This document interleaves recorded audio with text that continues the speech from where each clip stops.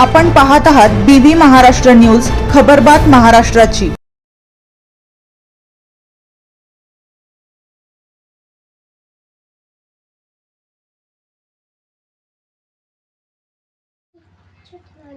नस्तनपूर येथे श्रावणी शनिवार यात्रेच्या निमित्ताने भाविकांची मांदियाळी।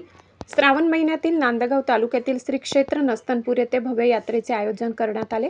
श्रावणातील दुसऱ्या शनिवारी नस्तनपूर येथे लाखो भाविकांनी श्री शनी महाराजांचे दर्शन घेतले। दर्शनाची व्यवस्था व नियोजन भाविकांच्या सुलभ दर्शनासाठी नस्तनपूर देवस्थान ट्रस्टच्या वतीने जिल्हा 3 वेगवेगळ्या दर्शन रांगांची व्यवस्था करण्यात आली। यावेळी व्हीआयपी दर्शन 50 रुपये शुल्क निश्चित करण्यात आले होते।